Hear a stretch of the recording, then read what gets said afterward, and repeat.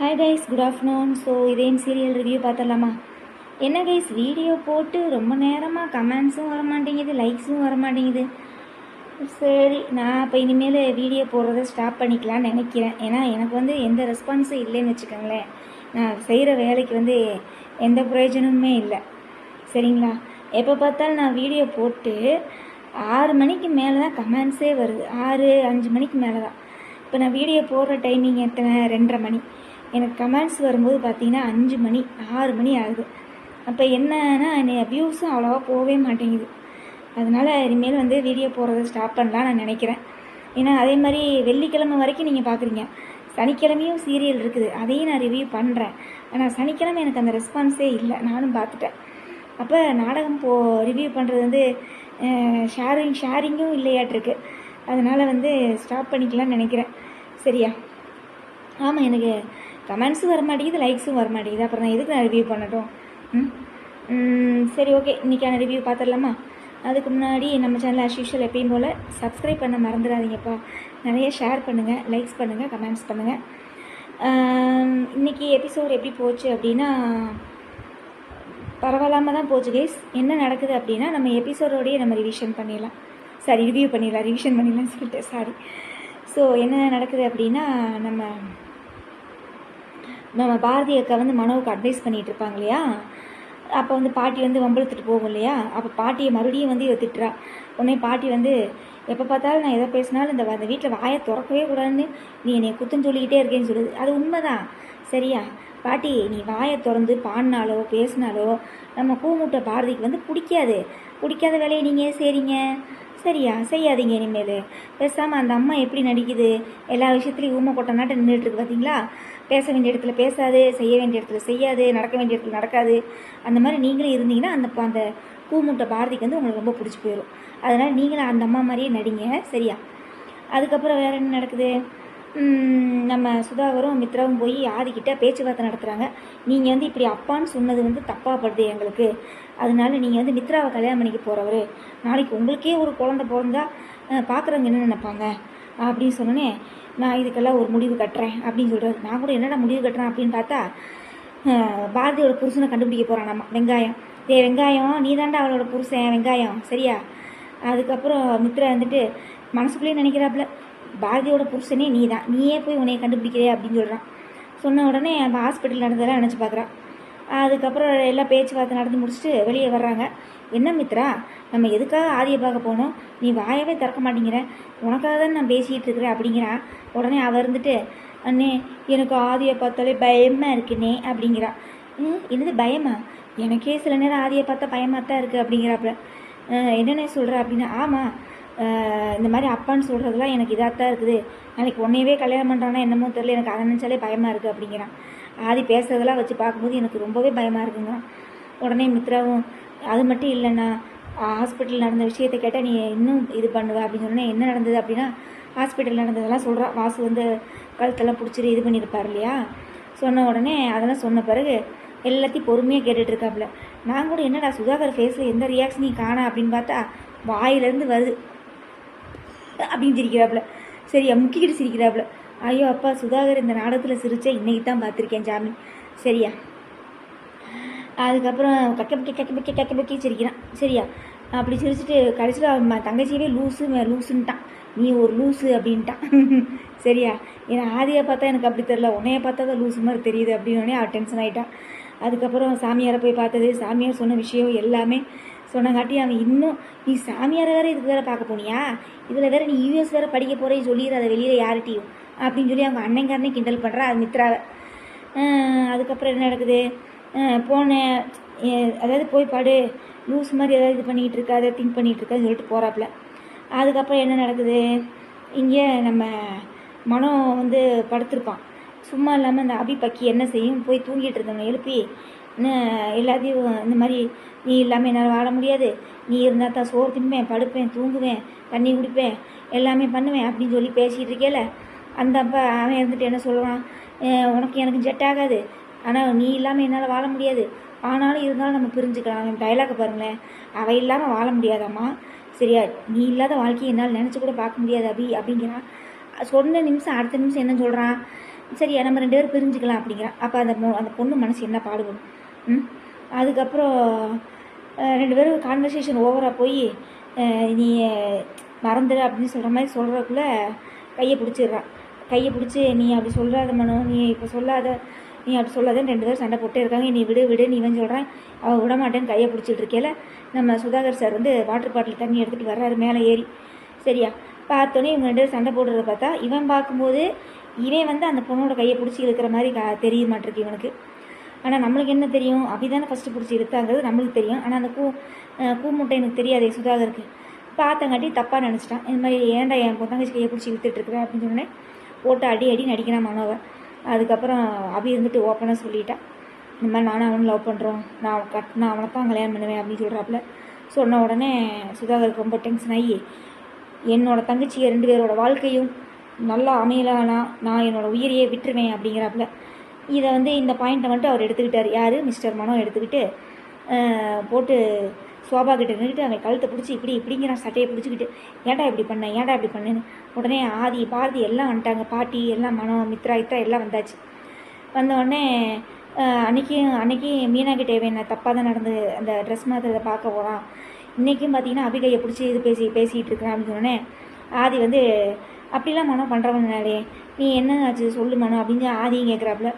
நம்ம பாரதி வந்து என்ன ஆச்சுன்னு சொல்லு மனோ, உண்மையை சொல்லு, எல்லோரும் உன்னை தப்பாக நினைக்கிறாங்க அப்படின்னு சொல்கிறாப்புல.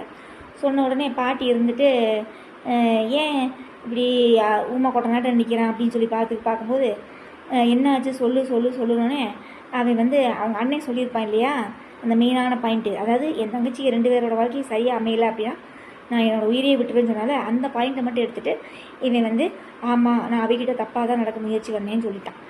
நான் கூட அவங்க அக்காக்காக சொல்லுவானோன்னு நினச்சேன், இந்த பாயிண்ட்டுக்காக மட்டும் சொல்லிட்டான். சரியா சொன்ன உடனே ஆதிக்கு கோவம் வந்துருச்சு.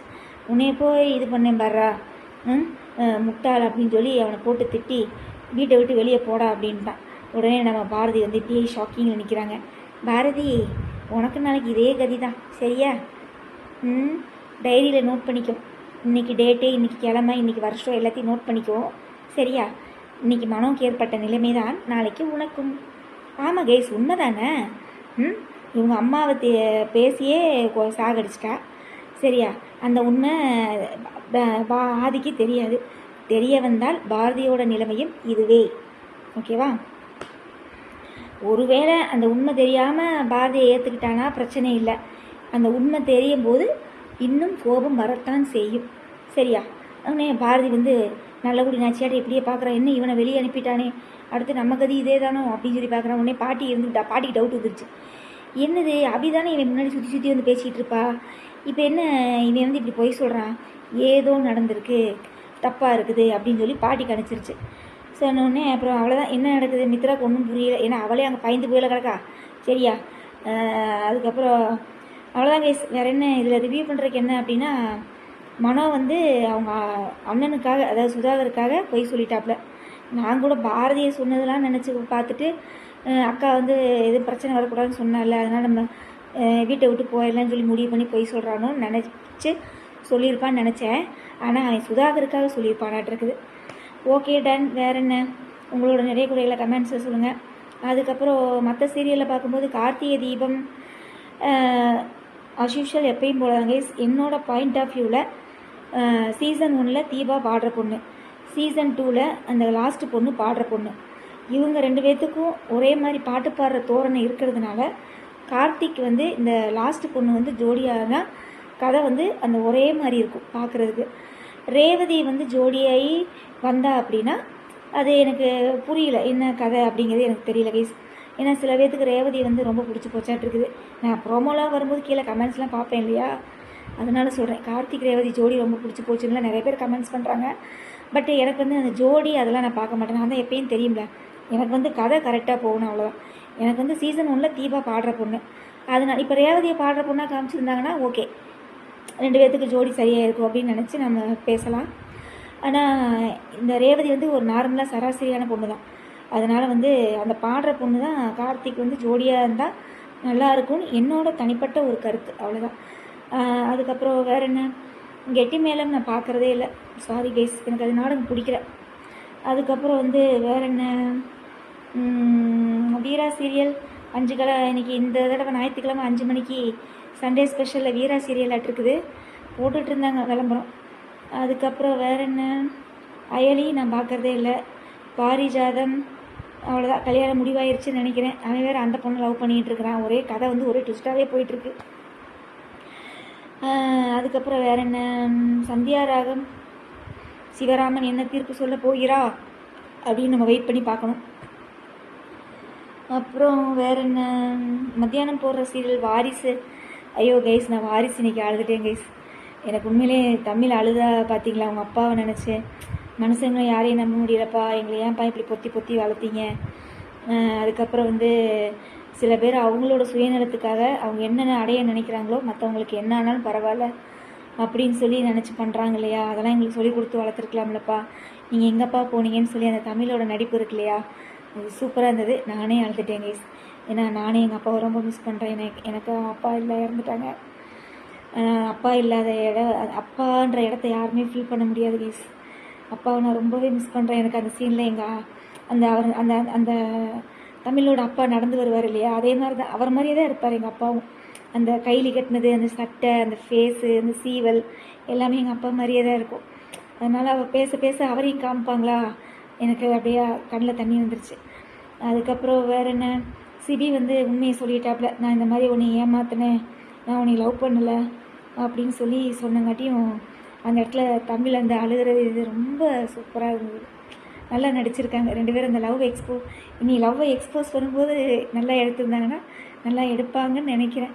ஏன்னா எனக்கு தெரிஞ்சு நீ அவங்க அப்பாவுக்கு நல்லது செய்ய போய் தமிழை பற்றின உண்மை வந்து இவனுக்கு தெரியணும். புரியுதுங்களா? அவளுக்கு இயல்பே ஃபஸ்ட்டு நாடகத்தில் ஆரம்பிக்கும் போதே கல்யாணம் நின்றுக்கும் இல்லையா, அதனால் அது தெரியணும். அவங்க அப்பா வந்து ஓடி போனது தெரியணும். எல்லாமே தெரிஞ்சால் தான் தமிழ் மேலே ஒரு சின்ன அபிப்பிராயம் வந்து சிபி வந்து உண்மையிலேயே லவ் பண்ண ஆரம்பிப்பான். சரியா? அதுக்கப்புறம் வாரிசு சீரியல் சூப்பராக இருக்குது, நல்லா போயிட்டுருக்கு சீரியல். அதுக்கப்புறம் வேறு என்ன, மௌனம் பேசியதே நல்லா வாங்கினான் இன்றைக்கி. அவன் அக்கா வீட்டுக்காரன் நல்லா எடுத்து வாங்குவான் பாருங்கள், செமையாக இருக்கும். ப்ரோமோவில் பார்த்தேன், சூப்பர். அதுக்கப்புறம் வேறு என்ன, மனசெல்லாம் போரிங். பூக்கடை, அதாவது பூ விற்கிறவளை கூட நடு வீட்டில் வச்சு கொண்டாடிக்கிட்டு இருக்கிறாங்க. ஐயோ சாமி, மனசெல்லாம் அப்படியே சுத்த போரிங். எவன் சீரியல் எடுக்கிறான்னே தெரியல. அவளை வேற ஏதாவது ஓடிட்டு இருக்குது.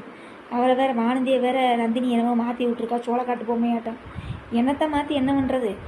ஏன் அருளுக்கு பிடிக்கணுமே. சரியா? அவன் நந்தினியை வேலை நினச்சிக்கிட்டு இருக்கிறான் இன்னும். அப்புறம் அவ்வளோதான் கைஸ், வேறு என்ன. அப்புறம் மத்தியானம் சலங்கை ஒளியெலாம் நான் பார்க்குறதே இல்லை. அதுக்கப்புறம் வேறு என்ன, அவ்வளோதான். எனக்கு தெரிஞ்சு இந்த மாரி சீரியல்லாம் சீக்கிரம் முடிச்சிடலாம். வேஸ்ட்டாக ஓடிக்கிட்டு இருக்கு, டைமுக்கு கேடா. மாறி நினைத்தால் இனிக்கும், அதெல்லாம் சீக்கிரம் முடிச்சுட்டு நல்ல நல்ல நாடகங்களாக கொண்டு வந்தால் நல்லாயிருக்கும் பார்க்குறதுக்கு. ஓகே கைஸ், வேறு என்ன, இன்றைக்கி நிறைய நேரம் பேசிட்டோன்னு நினைக்கிறேன். நேற்றே 12 நிமிஷம் பேசினதுக்கே வியூஸ் கம்மியாக தான் போயிருந்தது. இன்றைக்கி 13 நிமிஷம் பேசிட்டேன், சாரி.